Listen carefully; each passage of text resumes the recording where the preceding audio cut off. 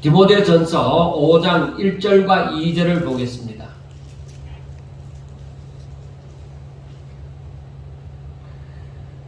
다 같이 읽겠습니다. 5장 1절과 2절. 늙은 이를 꾸짖지 말고 권하되 아버지에게 하듯 하며 젊은이에게는 형제에게 하듯 하고 늙은 여자에게는 어머니에게 하듯 하며 젊은 여자에게는 온전히 깨끗함으로 자매에게 하듯 하라. 아멘. 바울은 지금 디모데전서에서 계속적으로 디모데에게 이 에베소 교회를 어떻게 목회해야 될지를 말씀을 하고 있습니다. 그리고 디모데에게만 말할 뿐만 아니라 오늘날 우리들에게 목회자들에게도 말씀하고 있다. 그렇게 볼 수가 있습니다. 자, 그것은 어떻게 목회해야 되느냐 하는 것은 참다운 교회의 모습을 어떻게 하면 이루어갈 것인가 하는 것을 얘기를 해주는 것입니다. 그래서 오늘 디모데전서 5장 전체를 보면은 참 가부와 그리고 장로에 대해서 말하여 있다고 할지라도 이 전체적인 그 이루어가는 그 교회의 분위기 이렇게 5장에서처럼 이루어져 가는 교회, 그 교회의 분위기는 어떠한가 하는 것을 우리가 5장을 읽어보면은 그걸 어느 정도 느낄 수가 있습니다. 먼저 바울은 디모데가 목회자로서 성도들을 어떻게 대하여야 될 것인가. 그래서 우리가 1절과 2절을 읽었습니다. 전체적으로 모든 성도에 대해서 늙은이와 젊은이 그리고 늙은 여자와 젊은 여자를 어떻게 대하여야 할 것인가 하는 것을 얘기합니다. 그런데 먼저 늙은 사람들, 그러니까 늙은 분들 곁에는 아버지에게 하듯 하고, 그리고 늙은 여자에게는 어머니에게 하듯 하고, 그리고 젊은 남자, 젊은이들에게는 형제에게 하듯 하고, 그리고 젊은 여자에게는 자매에게 하듯 하라.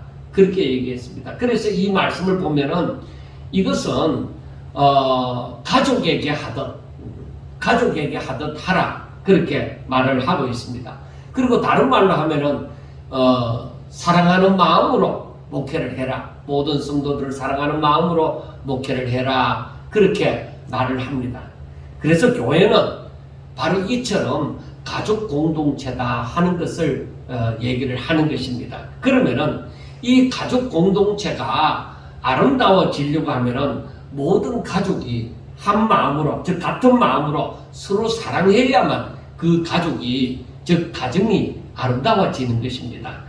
그래서 모든 이 식구들이 같은 목적을 가지고 서로 협력해야만 되는 것입니다. 그래서 모든 가족이 같은 목적을 가지고 있으니까, 그러니까 서로 땀 흘려서 수고를 하더라도 그것이 불행이라고 생각하지 아니하고 행복한 그 땀 흘림이 되어지는 것입니다. 그러면 이런 공동체에는 어려움이 생겼다고 하더라도 모두가 같은 마음으로 서로 사랑하는 마음으로 살아가니까 어려운 문제도 전부 다 힘을 합력해서 그 어려움을 극복해 갈 수가 있는 것입니다.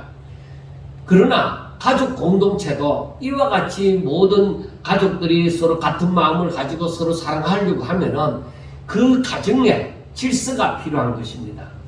적어도 우리가 생각할 때 부모의 권위가 있고 자녀들은 순종을 잘하고 그 가정에 질서가 있는 것이죠. 그래서 이 가정마다 대부분의 가정들이 보면은 적어도 아버지가 늘 하는 말이 같은 말을 되풀이하는 것이 있죠. 그것이 가훈이 되어지고 그것이 전통이 되어지기도 합니다.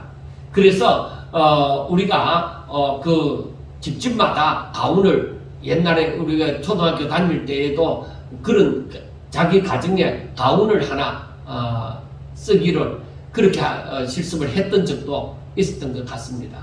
그래서 우리가 이걸 보면서 가정에도 부모의 권위가 있고 자녀들의 순종함이 있고, 그리고 그 가정에 가훈이 있듯이 교회도 마찬가지다 이 말이에요. 교회도 질서가 있어야 되고, 그리고 법이 있어야 되는 것입니다. 그래서 교회는 가정하고는 또 다르게 신앙 공동체다. 가정은 뭐요? 부모가 자식을 낳음으로 혈연 공동체가 되어지지만은 교회는 신앙으로 하나가 되어지니까 신앙 공동체다. 그렇게 얘기를 하는 것입니다. 그래서 이 교회는 각기 다른 믿음을 가지고 있으면 안 되는 것입니다. 같은 믿음, 같은 주를 섬기는 같은 믿음을 교회는 가지고 있어야 됩니다. 즉 오직 하나님을 믿고 그리고 하나님의 말씀을 순종함으로 하나님께 영광 돌리고자 하는 그런 신앙 공동체다 이 말입니다. 그러므로 하나님을 믿지 않는 사람이 교회의 지도자가 된다 하는 것은 있을 수가 없는 것입니다. 그것은 불량이죠. 교회는 하나님이 주인이 되어지지 않으면 그것은 더 이상 교회가 아닌 것입니다. 아무리 교회를 멋있게 지어놔도 하나님이 주인이지 않으면 그건 교회가 아니다. 또한 우리가 개인적으로 볼 때에 우리 개개인이 하나님이 주인이 되어지지 않는 그 사람은 신앙인이 아니다 이 말입니다. 그래서 하나님이 주인이 되어진다는 것은 무엇이냐? 하나님의 말씀이 명령이 되어지는 것이다. 하나님의 말씀이 법이 되어지는 것이다. 그래서 이 신앙 공동체의 구성원이 모두 다 이 법을, 즉 이 명령을 따라야만 이 공동체는, 이 신앙 공동체는 하나가 되어질 수가 있고 서로 사랑하고 즐거이 순종할 수 있는 그런 공동체가 되어지는 것입니다. 그래서 바울이 지금 디모데에게 얘기를 하는 것은 이 연세 많은 분들, 늙은 사람들에게는 어떻게 아버지와 어머니에게 대하듯 하고 젊은 사람에게는 형제와 자매에게 대하듯이 그렇게 하라. 그렇게 말을 하면서 그 당시의 교회에 초대교회 당시에도 마찬가지고 지금 바울 시대에 와서도 마찬가지입니다. 초대교회 때에는 예루살렘 교회에서 일어났던 일이고 지금 바울이 지금 디모데에게 얘기하는 것은 디모데는 에베소 교회에서 사역을 할 때의 일입니다. 그러니까 예루살렘 교회는 유대인들이 주축을 이루고 이 에베소 교회는 이방인들이 주축을 이룬다고 보면 되는 것입니다. 그런데 어찌 되어졌든지 간에 그 당시에는 이 가부들이 참 많았습니다. 뭐 전쟁을 하든지 어떤 여러 가지 일로 인하여서 가부들이 많았는데 그 가부들이 자기가 혼자가 되고 나면은 살기가 참 어려웠습니다. 오늘날과 같이 여자들도 일하는 그 곳이 맞는 그런 현실이 아닙니다. 그때는 여자 혼자서 먹고 살기가 참 어려운 시대였습니다. 그래서 바울이 디모데에게 하는 말이 참 가부,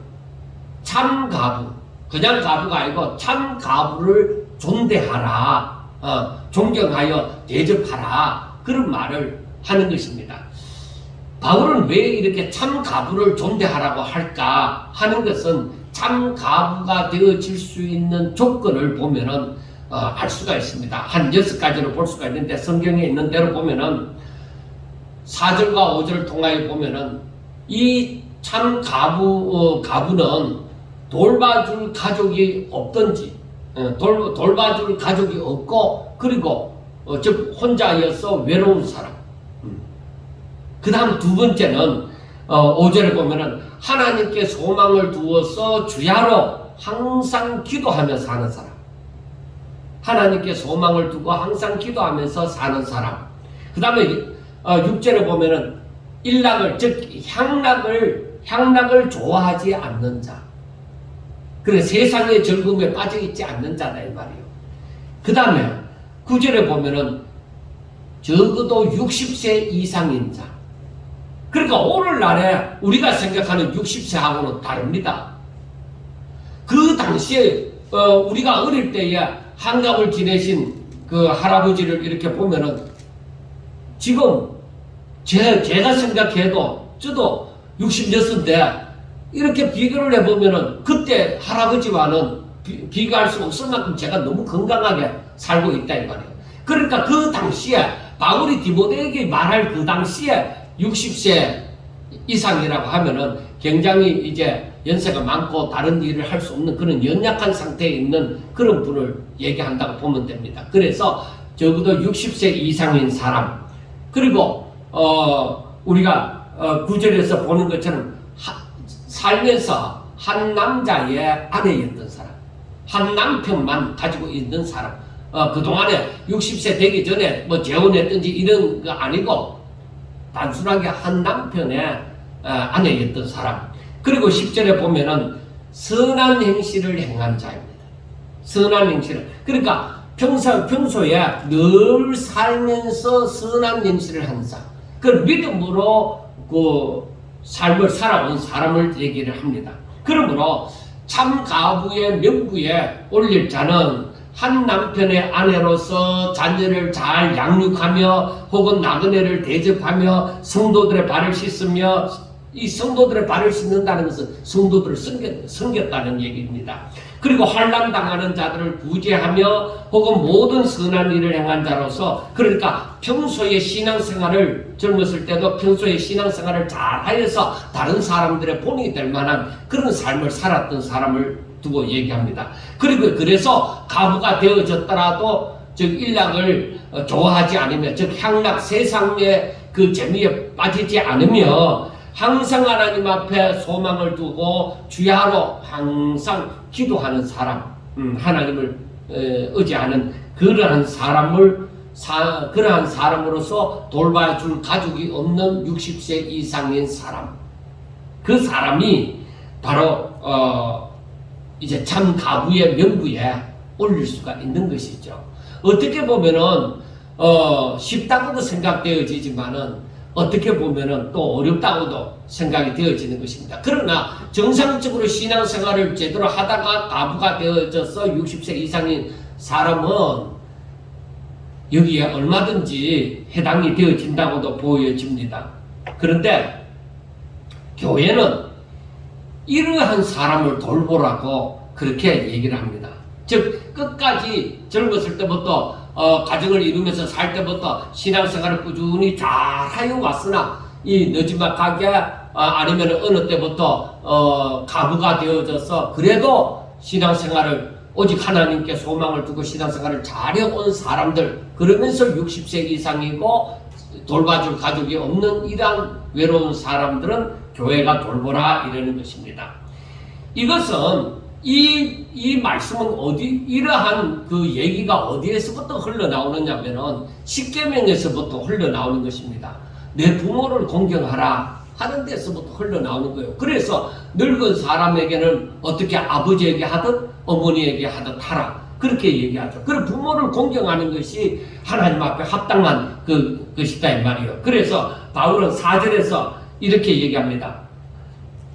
만일 어떤 가부에게 자녀나 손자들이 있거든 그들로 먼저 가서 집에서 효를 행하여 부모에게 보답하기를 배우게 하라. 이것이 하나님 앞에 받으실 만한 것이니라. 그러니까 가부, 자기 어머니가 혼자서 산다는 말이에요. 그런데 그 자녀가 있고 그 손자가 있으면 당연히 자신들의 의무를 다 하라는 것입니다. 그래서 60세 이상이면서 혼자 된 사람입니다.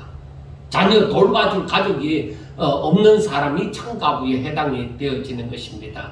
그 다음에 16절에 보면은 만일 믿는 여자에게 가부 친척이 있거든 자기가 도와주고 교회가 짐지지 않게 하라. 이는 참가부를 도와주게 하려 함이라. 그래, 이 말은 무엇이냐면은, 그러니까 그 자기 주변에 그 혈연으로 맺어진 그 공동체 안에서 진짜 가부가 되어진 사람, 그리고 힘든 사람들이 있으면은 그 돌봐줄 수 있는 그런 혈연 관계에 있는 사람이면은 얼마든지 그 사람을 도와주고 교회가 그 사람을 짐지지 않게 하라는 것입니다. 그러니까 이 말은 교회가 진짜 어려운 사람을 도와줄 수 있도록 자신들의 책임을 감당을 함으로 교회는 진짜 어려운 사람, 진짜 아무도 돌봐줄 가족이 없는 사람, 그리고 신앙생활을 잘 하는 사람을 돌봐줄 수 있도록 그렇게 하란 말이에요. 교회가 그래서 짐지지 않도록 하라, 그렇게 얘기를 하는 것입니다.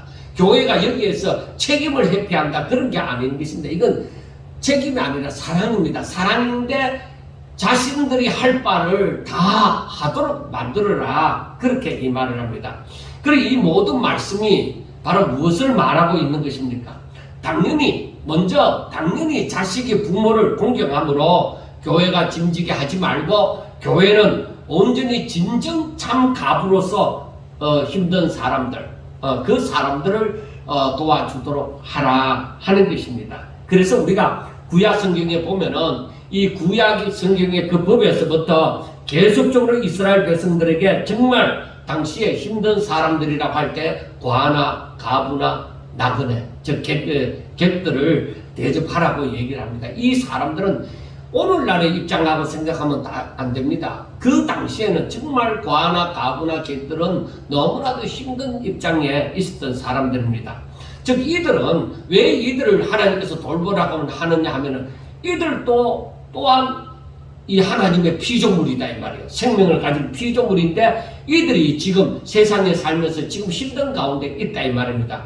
그러니까 같은 하나님의 피조물이지만은 넉넉한 삶을 살아가는 사람들은 항상 이들을 바로 사랑으로 돌보라는 것입니다. 하나님의 백성으로서 너희와 함께하는 그 너희 주변에 있는 과나 가부나 객들을 돌볼 수 있도록 하라는 것입니다. 이것이 어쩌면 이스라엘 백성들에게 주어진 사명입니다.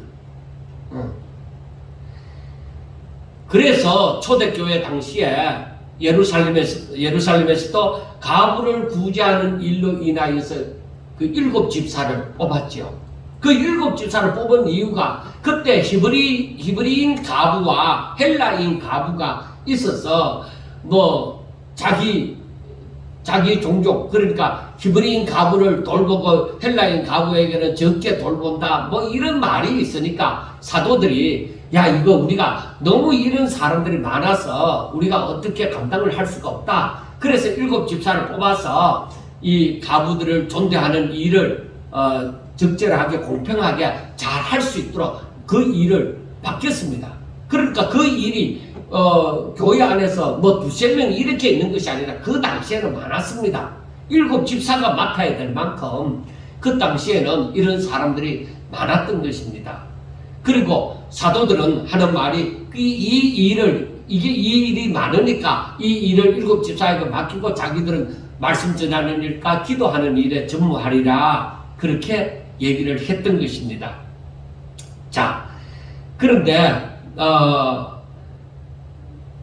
젊은 가부에 대해서 또 바울이 얘기를 합니다. 젊은 가부, 그러니까 참 가부를 존대하라 그렇게 얘기를 이 참 가부와 젊은 가부를 바울은 나누었습니다. 왜 그러냐면은 가부에 대해서 우리가 성경에서는 그 구약 성경에서는 젊은 가부 뭐 나이 많은 가부 그렇게 나누지 않았습니다. 무조건 가부를 돌보라고 얘기를 했습니다. 그런데 여기에서 와서는 바울이 디모데에게 얘기하기를 참 가부와 젊은 가부를 나누었습니다. 왜 그러냐면 이 젊은 가부는 참 가부의 명부에 올릴 수가 없다.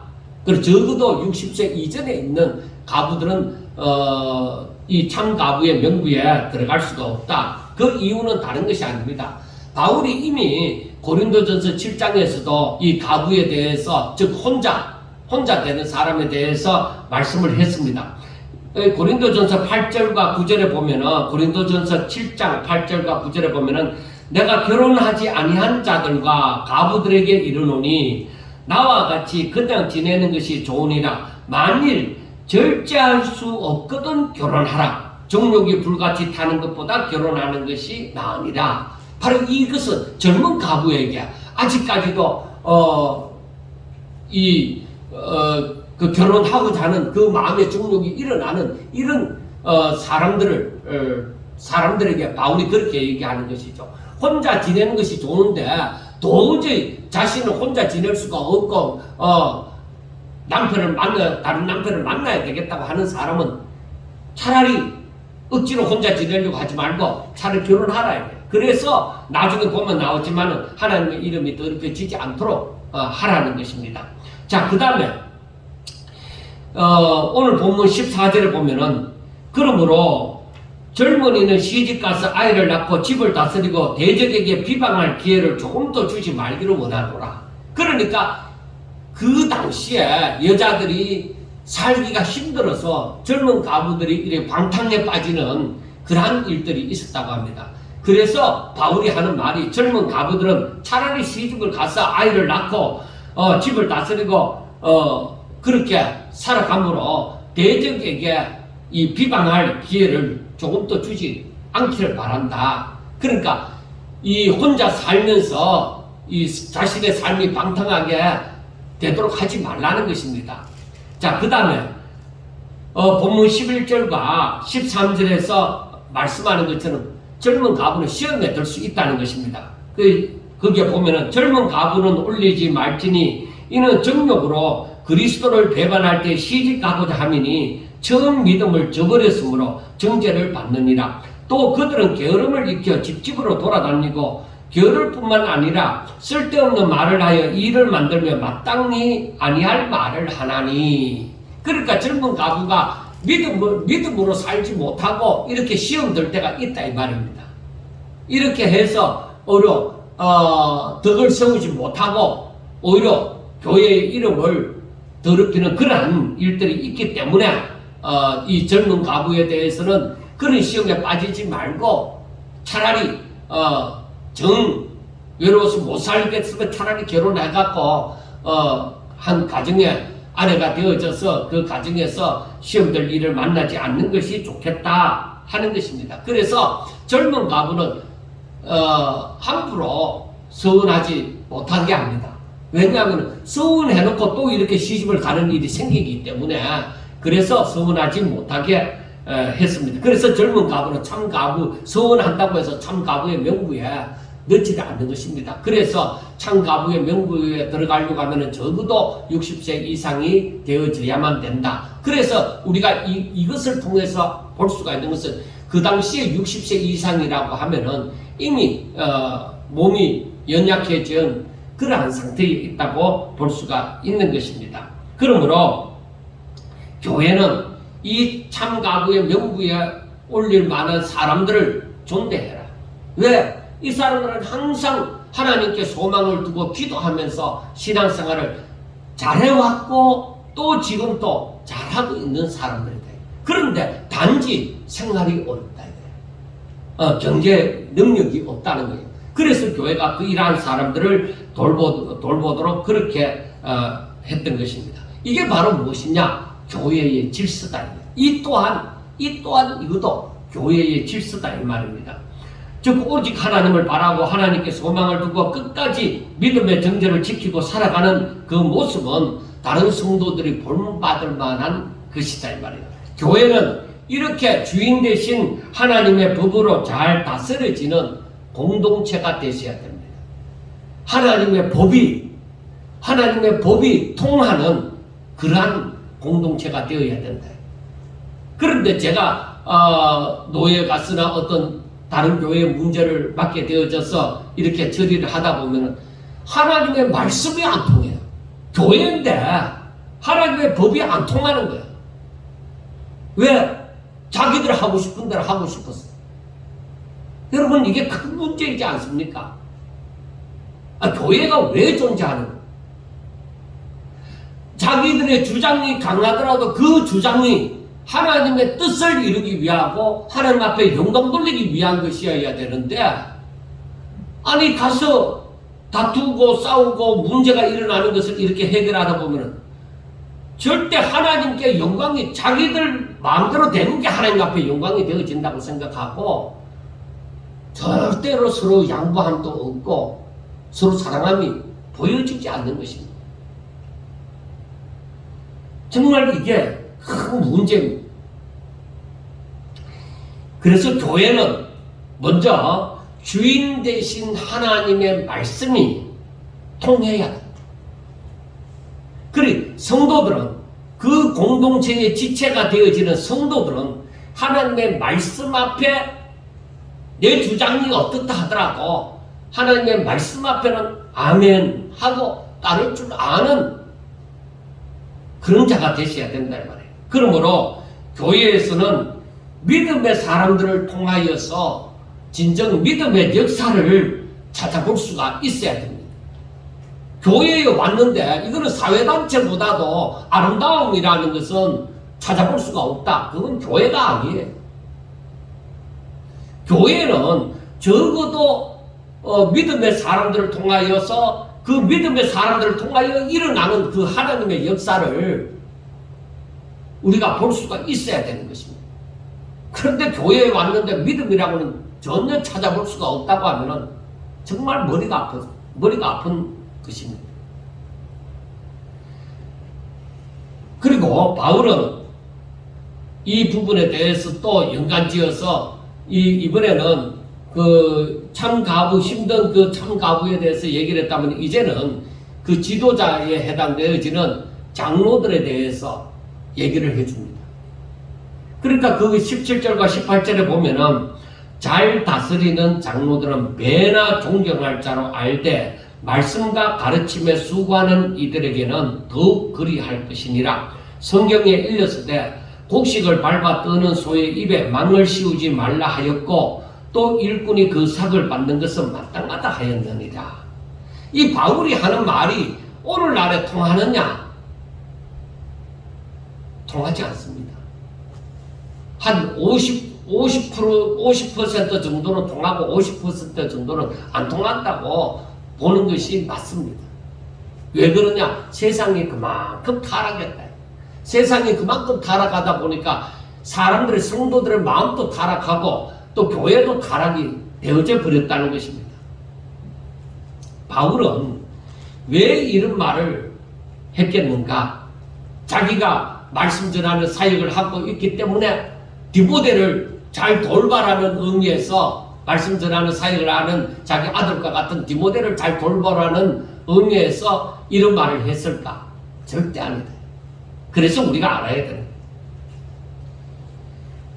디모데전서 1장에서부터 쭉 지금 2장, 3장, 4장, 5장까지 이렇게 이르러서 우리가 보면서 느끼는 거는 처음에 그 이단들을 용납하지 말고 그 교회를 잘 지키고 또 기도하고 또 말씀과 기도를 거룩해지고 이렇게 또 사람들을 뽑을 때 직분자들을 뽑을 때는 이렇게 하고 하는 그 전부 오늘 말씀에 이르기까지 그 전부가 무엇이냐? 교회가 말씀이 든든하게 세워져 가도록 하기 위해서 이 모든 말씀이 주어진 것입니다. 그래서 교회는 하나님의 말씀이 얼마나 힘이 있느냐?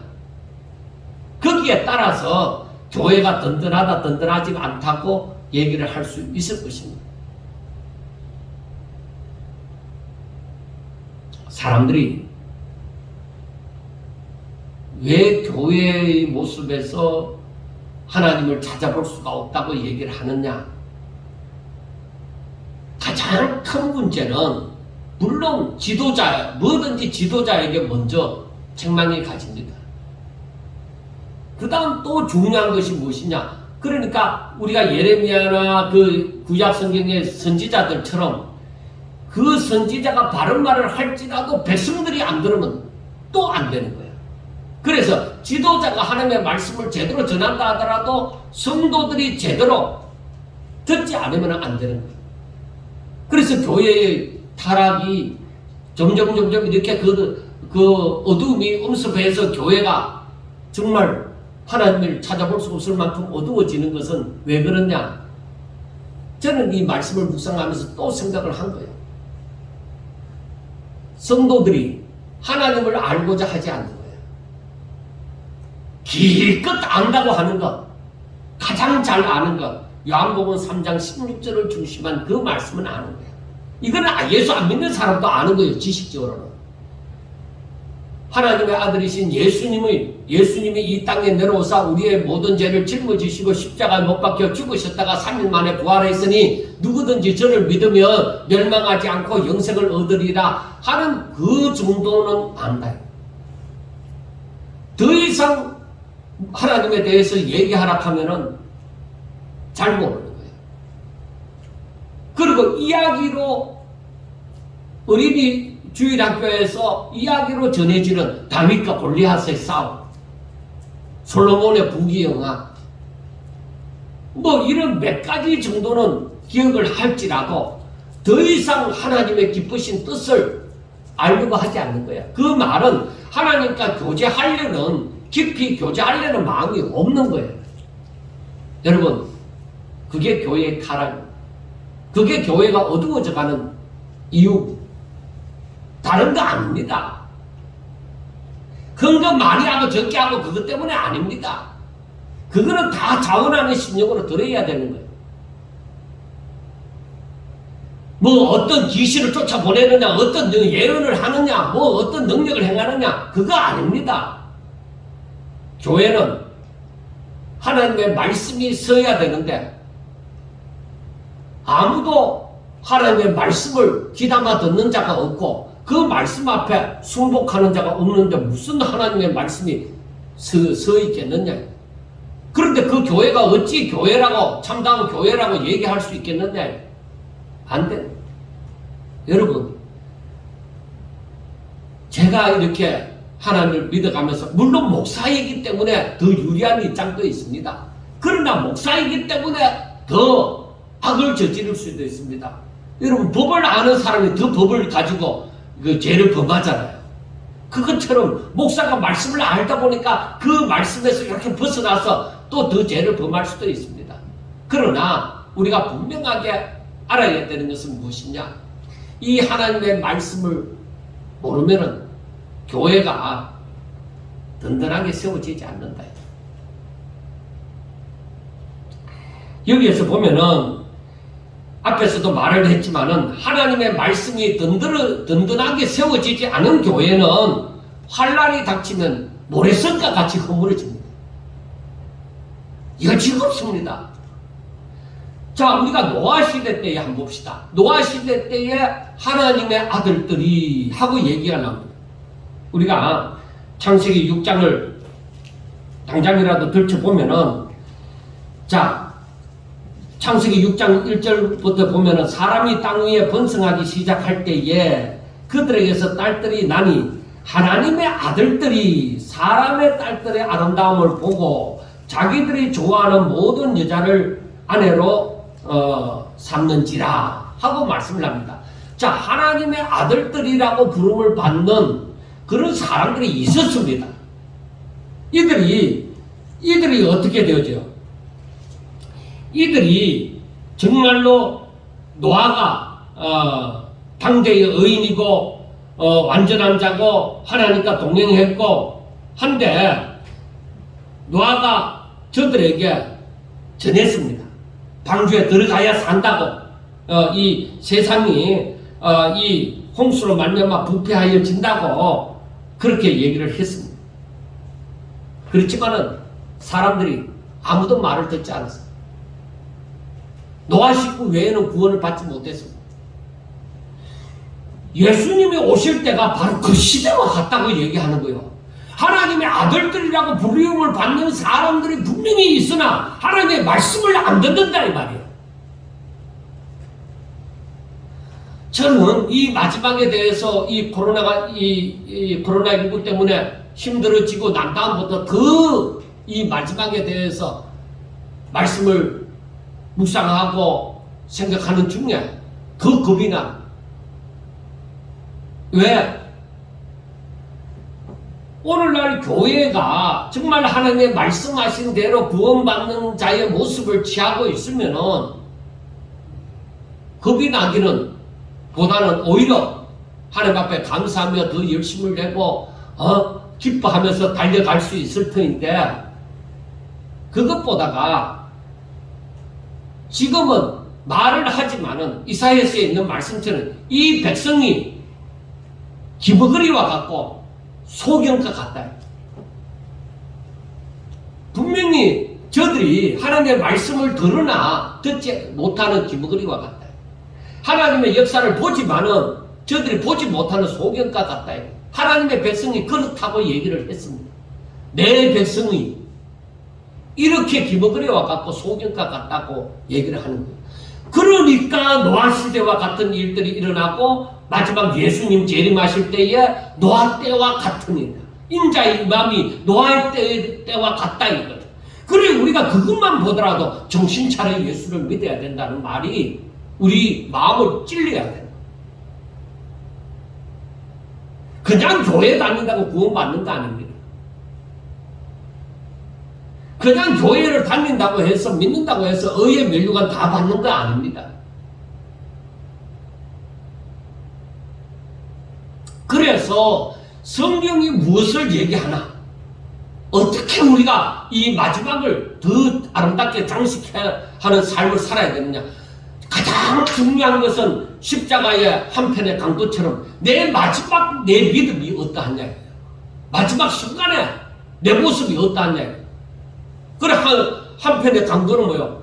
다른 한편의 강도는 예수님을 욕하고 그리 하지만 다른 그 한편의 강도는 어떻게 해요? 당신께서 오늘 낙원에 이럴 때 나를 기억하소서 하죠. 둘 다 강도지만은 마지막 그 모습, 그게 중요한 거예요.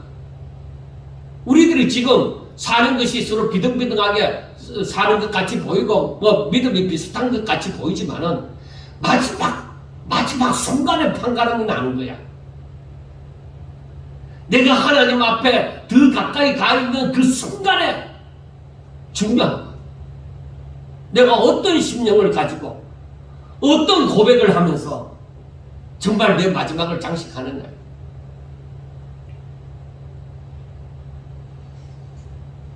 물론 항상 사람들이 출생하고 또 죽고 이렇게 하지만은 이 올해 들어와서 제가 알고 있는 사람들 여러 사람이 죽는 것을 이렇게 보면서 그들의 결국을 이렇게 봅니다.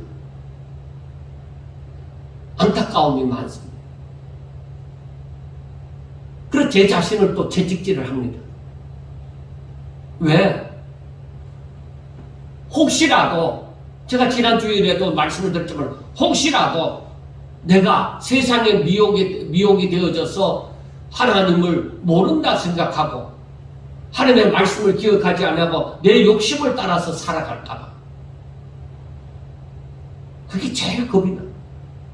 그러나 무엇보다도 사탄의 그러한 미혹에 빠져들지 않기 위해서 항상 하나님의 말씀을 상고하고 날마다 하나님 앞에 신앙 고백을 하고 하나님 앞에 서원을 하고 하나님 나의 마지막은 이 종의 마지막은 하나님 앞에 온전히 불태워 드림이 되게 해주소서.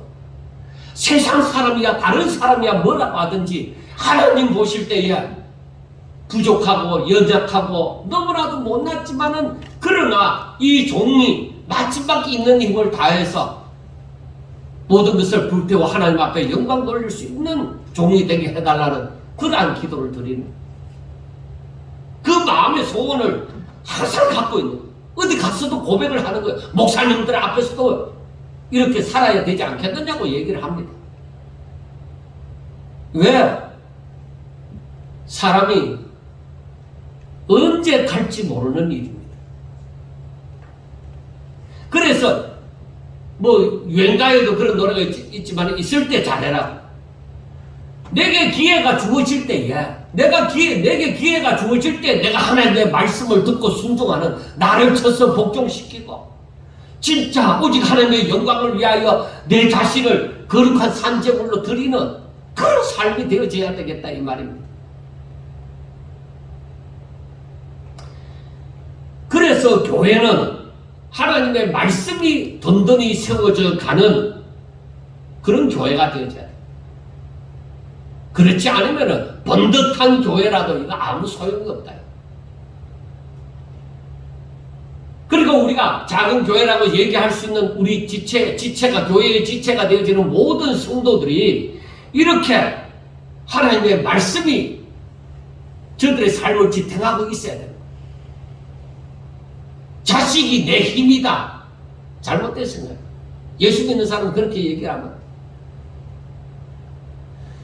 하나님의 말씀이 나에게 소망이 되어지고 하나님의 말씀이 내게 힘이 되어지고 능력이 되어지고 하나님의 말씀이 나의 소망이 되어져서 정말로 내 길이 되어져서 밝게 비추어지는 길이 되어져서 그 말씀을 순종함으로 정말로 위로부터 임하는 그 기쁨과 확신과 이 용기가 생겨나는 그런 삶을 살아야 된다.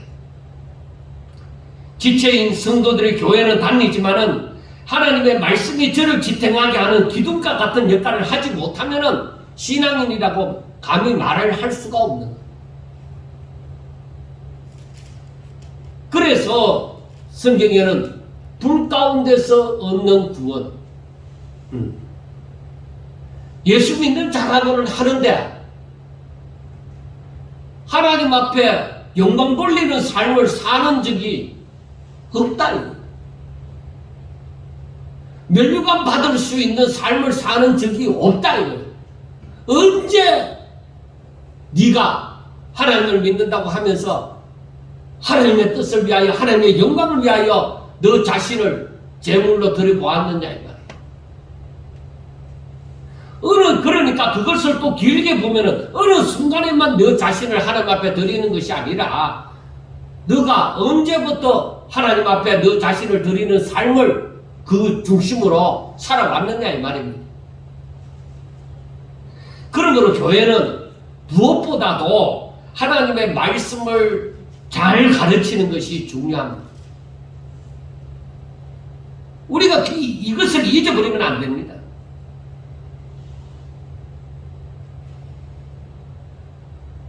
그래서 바울은 바로 앞장 4장에서 그 5절에 보면은 얘기합니다. 말씀과 기도로 거룩하여지니라. 제가 지난 시간에도 말씀을 했잖아요.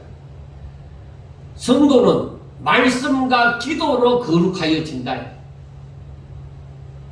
그리고 6절에서는, 4장 6절에서는 너가 이것으로 형제를 깨우치면 그리스도 예수의 좋은 일꾼이 되어 믿음의 말씀과 내가 따르는 좋은 교훈으로 양육을 받으리라.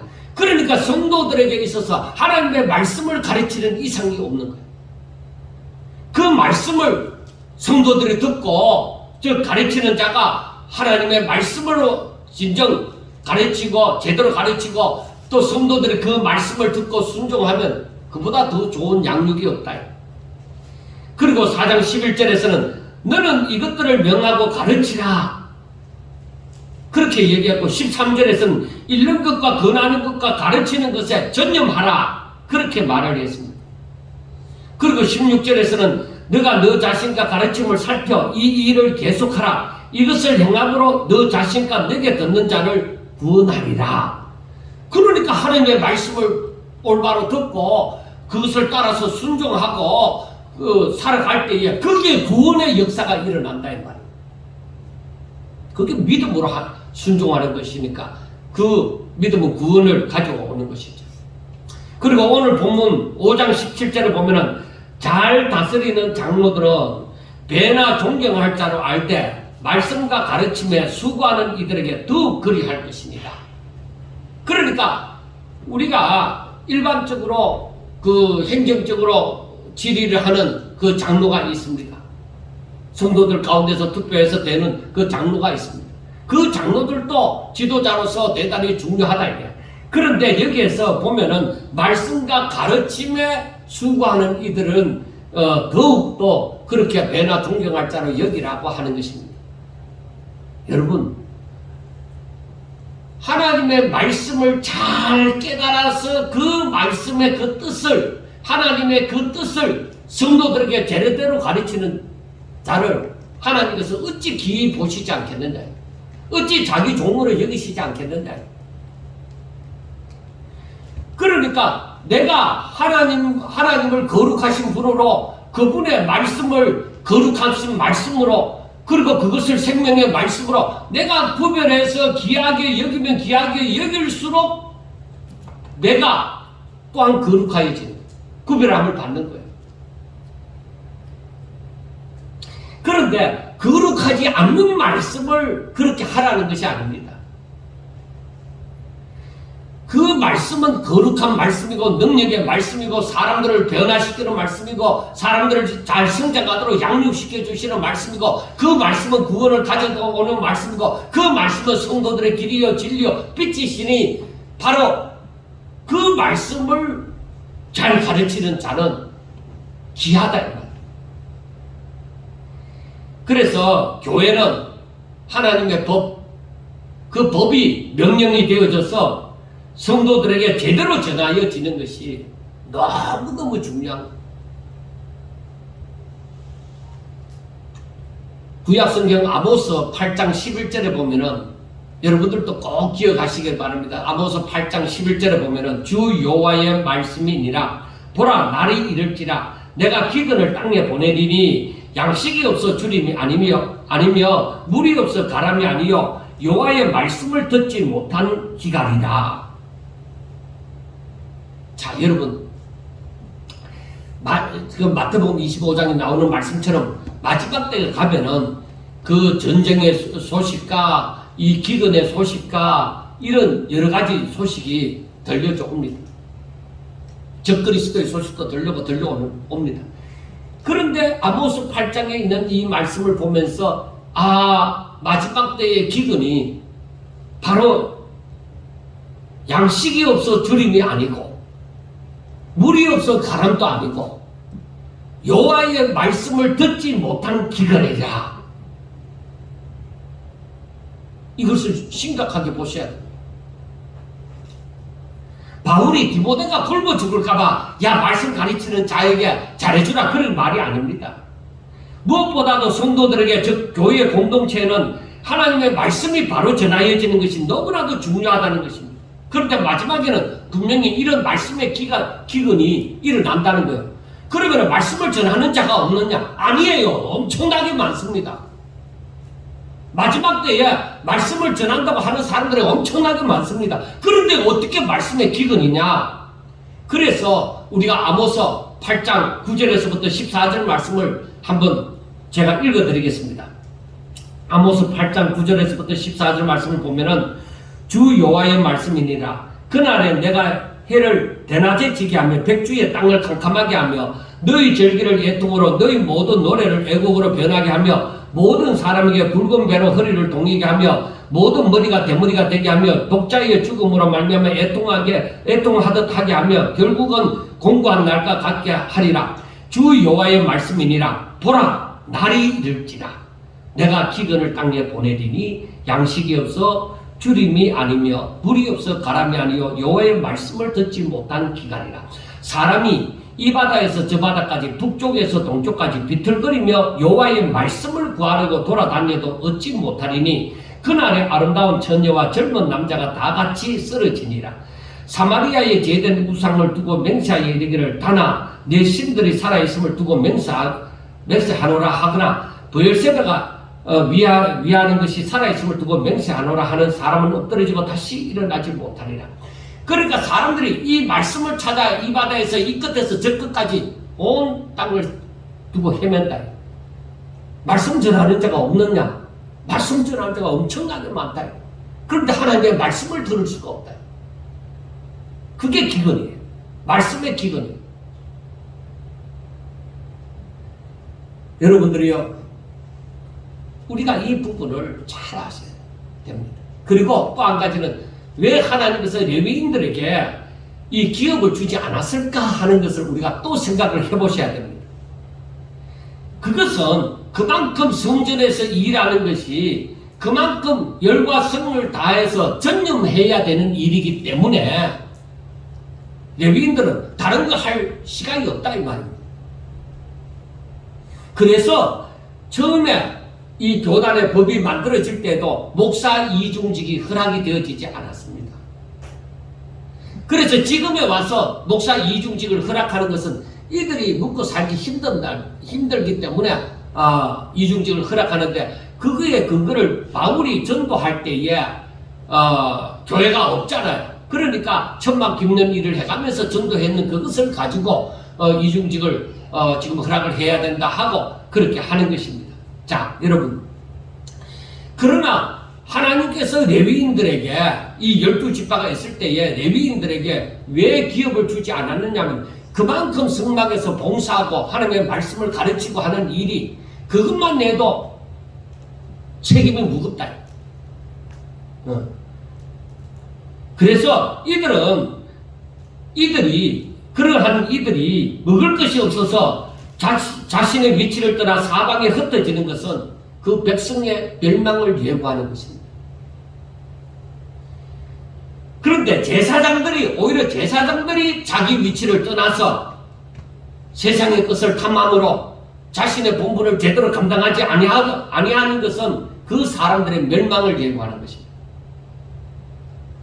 하나님의 진노가 분명히 그 가운데 있을 것입니다. 그래서 바울은 디모데에게 얘기합니다. 디모데야, 읽는 것과 권하는 일과 그리고 가르치는 일에 전념해라. 네가 딴 거 할 생각하지 말고 교회가 있으니까 네가 읽는 것과 권하는 일과 가르치는 일에 전념해라. 그래서 원래 이 뜻을 살려서 그 목사님들이 교회에서 위임을 받을 때에 그렇게 얘기합니다. 바로 성도들을 세워놓고 그 서약을 하게 되어질 때 목사가 이 말씀을 전할 수 있도록 필요한 모든 생활비를 어수히 지급하며 당연히 지급하며 하고 서약을 시키는 거예요.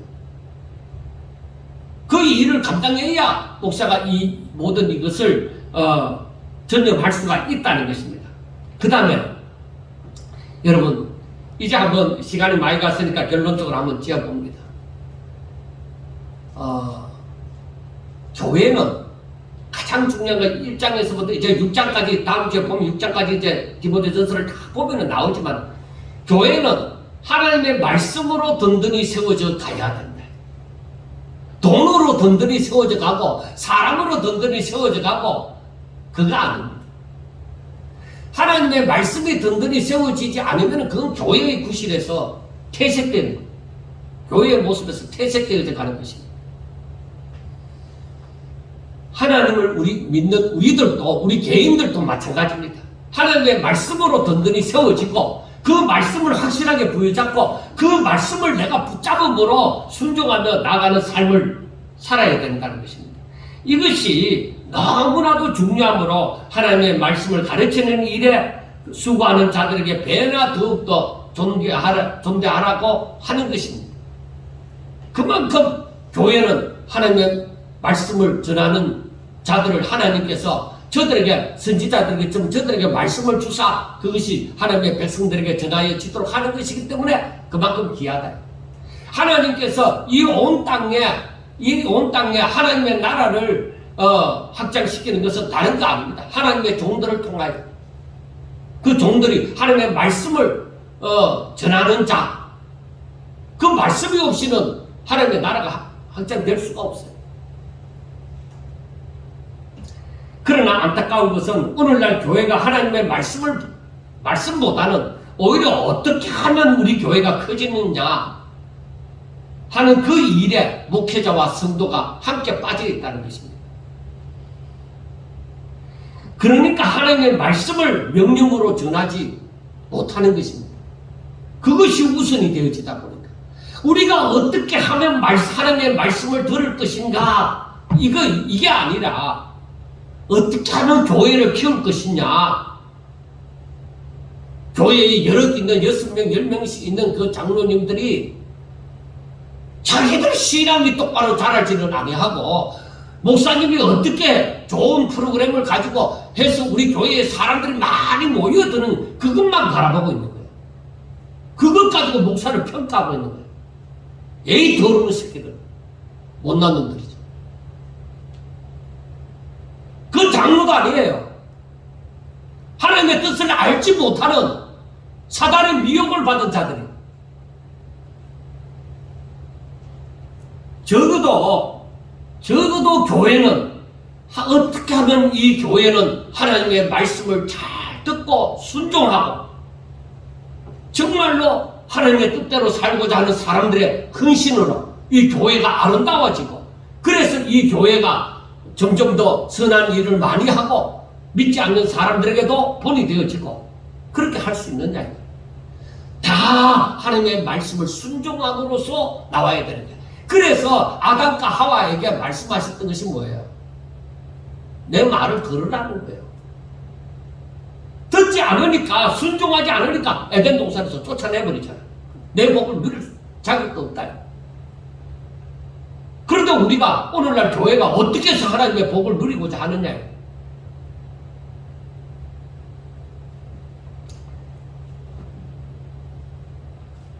제가 전하는 말씀이 여러분들에게 하나님의 명령으로 제대로 전하여지지 않는다면 분명히 누군가가 잘못되어졌다. 제가 잘못되어졌든지 아니면 성도들이 잘못되어졌든지 할 것이다. 그래서 우리는 그것을 생각하면서 우리 마음이 어디에 있나? 내 마음이 어디에 있나? 이렇게 예배를 드리면서 우리 마음이 어디에 있나? 생각해 보셔야 돼요. 진짜 하나님의 뜻 가운데 있나? 아니면 내 뜻이 이루어지는 가운데 있나? 우리의 기도의 대부분이 하나님의 뜻이 이루어지는 것을 위하여 기도하나? 아니면 그저 내 마음의 욕심, 마음의 정욕, 내 마음의 소원대로 이루어지기를 바라고 있느냐? 우리들의 신앙생활의 중심이 무엇이냐? 살펴보셔야 돼요. 내가 하루 24시간 가운데 내 이 24시간 살면서 나는 진짜 하나님의 말씀을 중심으로 하나님을 믿는 자로서 그 어떤 그 자세를 가지고 살아가나? 아니면 그냥 안 믿는 사람이나 똑같이 인간적인 그 욕심을 위해서 살아가나? 하는 것을 생각해 보셔야 됩니다. 그리고 하나님의 교회에 기둥과 같은 그런 지체가 되길 소원하느냐? 아니면 대충 그냥 숟가락만 하나 얹는 그런 지체가 되길 원하느냐?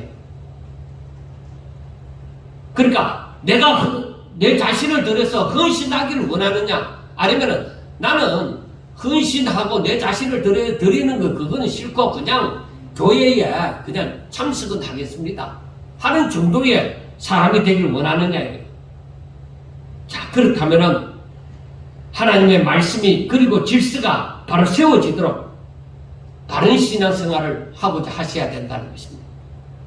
이제부터라도 정말로 하나님의 뜻이 무엇인지를 쉽게만 판단하지 말고 정말 하나님의 말씀을 읽고 묵상하면서 하나님이 무엇을 나에게 원하시는지 그것을 깨닫고 바른 신앙생활을 하고자 하셔야 됩니다. 그러면은 하나님의 나라를 보는 눈이 열려진다. 하나님의 뜻이 무엇인지 깨닫는 지각이 열려진다. 내가 기도 많이 했다고 지각이 열려지고 영안이 열려지는 거 아닙니다. 이와 같이 바른 신앙생활을 살아갈 때에 내 눈이, 내 육신의 육안으로 볼 수 없는 것을 볼 수 있는 그 눈이 열려진다. 내 인간의 지식으로서 깨달을 수 없는 그 깨달음을 하나님이 주신 지혜로 말미암아 깨닫게 되어진다. 그 말씀을 내가 세상 사람이 육신의 귀로 들을 수 없는 하나님의 말씀을 내가 듣게 되어지는 거예요. 거기에서 하나님의 나라가 우리 주님이 오심으로 말미암아 하나님의 말씀이 내 가운데 임함으로 말미암아 하나님의 나라가 지금 내 가운데 임하였구나 하는 것을 알게 되죠. 그래서 우리 모든 성도들이 정말로 하나님을 제대로 믿는다고 하면은 하나님의 나라가 내게 임하였다 하는 것을 내가 알고 하나님의 나라의 백성이 되어져서 살아가느냐, 내 육신이 사는 이 세상의 백성이 되어져서 살아가느냐 하는 것을 분명하게 알고 정말 하나님의 사람으로 하나님 교회의 기둥과 같은 지체가 되어지고 하나님 보시기에 정말 아름다운 성도가 다 되어질 수 있기를 주의 이름으로 축원합니다. 기도드리겠습니다. 하나님 아버지 감사합니다. 항상 저희들 지켜주시고 붙잡아 주셔서 정말로 하나님의 뜻이 무엇인가를 제대로 깨달아 알 수 있도록 도와주시옵소서. 그리고 그 뜻을 깨달았으면 순종하고자 몸부림치고 또 몸부림치고 결국에는 순종하는 정말로 자신을 하나님 앞에 드리는 그런 삶을 살아갈 수 있도록 도와주시옵소서. 그리하여 하늘의 평화와 하늘의 그 기쁨이 저희들 가운데 있게 해주시고 하나님의 능력으로 살아가는 저희들 되게 하여 주시옵소서. 그리하여 그러한 성도들이 모여서 이 아름다운 교회를 이루어 갈 수 있도록 마지막 순간에 최고로 하나님 앞에 영광 돌릴 수 있도록 주여 축복하여 주시옵소서. 예수님 이름으로 감사하며 기도드리옵나이다. 아멘.